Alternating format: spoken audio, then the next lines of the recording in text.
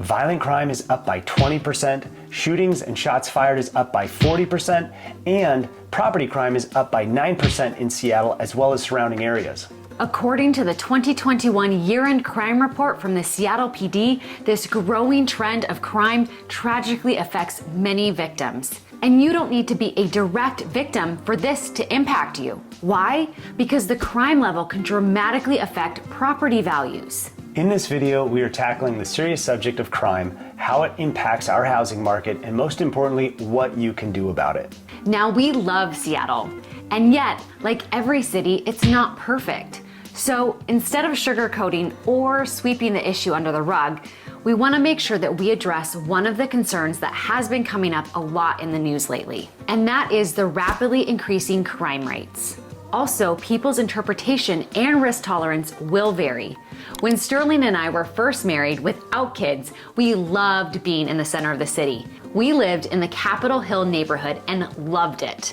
Now that we have two little ones, we are a little more concerned about their welfare and the crime. Where you have people, you are bound to have crime. Across America, crime has been on the rise in recent years. This is obviously a controversial subject as it pertains to politics, socioeconomic issues, race, policing, and more. But we are going to steer clear of the more controversial aspects and talk about how crime affects you as a seller or a buyer. So let's dive right in. Take a look at this recent Seattle Times article. The headline is, "It's already past time for Seattle City Hall to jump on crime." The piece mentions how Seattle's crime has been a growing issue and that in 2021, Seattle saw its highest levels of violent crime since the early 2000s. Or how about this recent Newsweek article titled, "Amazon Relocates Workers Due to Out-of-Control Violence in Downtown Seattle." We'll link each article in the notes below. We could go on with citing more news articles, but you get the picture here.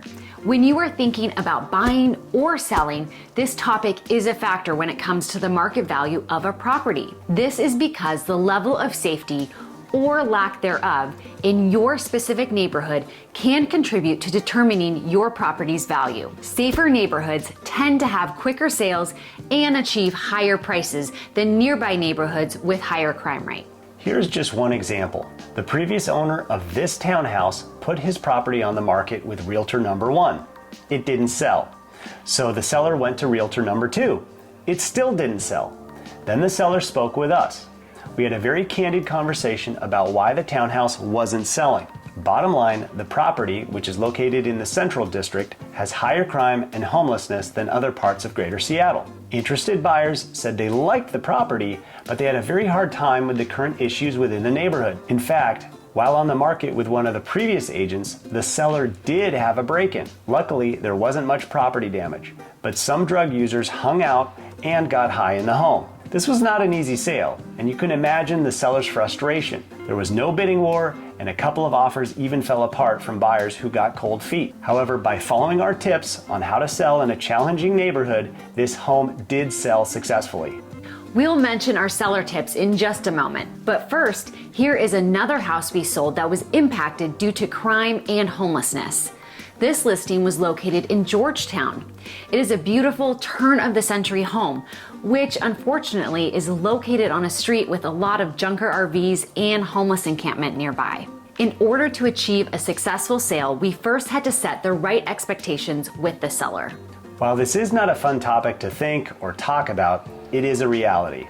Want to hear the good news? There are several things you can do as a seller, and several proactive things for buyers ready to make a home purchase. First, let's start with the sellers.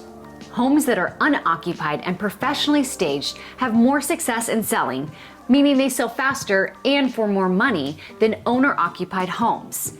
We have an entire video regarding the benefits of staging linked right here. However, if you are concerned about crime in your neighborhood, you also want to exercise common sense with the following tips.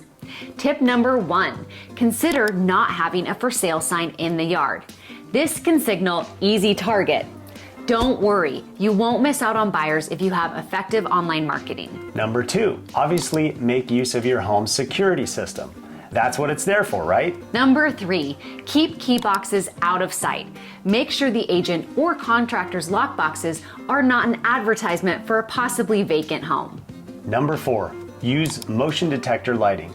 This can be a very good deterrent to those wanting to break in. Number 5, double check that you have good locks and deadbolts and make sure all windows are secure. Number 6, be sure your interior lights rotate, turning them on and off with timers, or have your agent and neighbors work on a schedule to show different patterns with regard to lighting. Also, pick up mail daily and be sure to bring garbage bins in and out. Number 7, you want to be especially mindful that your home looks clean and presentable from the outside. This means regularly sweeping outside the front door, picking up any trash or debris that blow into your yard. Basically, making the home appear occupied and maintained goes a long way in preventing unwanted guests. Number 8, inform your insurance company that your home will be vacant. Be sure to discuss this and read the fine print with your insurance company so you know you have coverage in case of an emergency or some issue. Number 9, this one might sound a little crazy, but in some instances, you might even offer to paint your neighbor's ugly fence or mow their lawn prior to you going on the market. You might have the nicest, most responsible next door neighbors. But if it looks neglected, that can affect you and your sale. Buyers are going to see the next door neighbor's home and surrounding street. So if it takes a little begging or pleading or incentivizing your neighbor to clean up their side, that can be something to consider. And number 10, if necessary, talk with city officials to find out when encampment cleanups and city sweeps take place, and then take advantage of this timing to list and show the property according to this schedule. Now for buyers. Our intent is not to be alarmist or create drama. However, it is prudent to do your homework before making a purchase. Okay, here are tips for buyers. Number 1, check out crime statistics. This is especially important for the specific neighborhoods you are interested in. Make sure you don't just fall in love with the home, but also familiarize yourself and assess the surrounding area. There are plenty of websites that provide this information. City police departments also track this. We'll include a link in the description below. Number 2, consider expanding your search and look for opportunity. If you are being priced out of the market, you may want to look at homes in neighborhoods with actually higher crime rates. What? Well, this is because often they sell for a little bit less. This can mean less competition for you. Currently, core neighborhoods closer to the city center have not appreciated as much as the surrounding suburbs, which makes for an attractive option for some buyers. Number 3, speak to neighbors. If you feel up to it, you can knock on a few doors and introduce yourself to the neighbors. Ask them questions regarding the neighborhood and any crime they know about or have experienced. 4, install a good security system. Most modern systems allow you to monitor via your smartphone. Number 5, install locks on hose bibs. This is to discourage unwanted use and to prevent a higher water bill. 6, make sure your exterior is well lit with motion detector lighting and have all gates locked. Number 7, there is safety in numbers. Connect with the neighbors so you can all look out for each other. By no means is this an exhaustive list. There are plenty of things that both buyers and sellers can do to protect themselves and succeed in a sale or a purchase. It is also important to note that while crime is real, it is not a constant. This will ebb and flow. Neighborhoods transition, and there are always changes in policies. Crime is just one of the many factors when it comes to making a home sale or purchase. If you are considering expanding your search to outside of Seattle, then you'll want to check out our video on why Bellevue has become so popular. Sterling and Jessica out.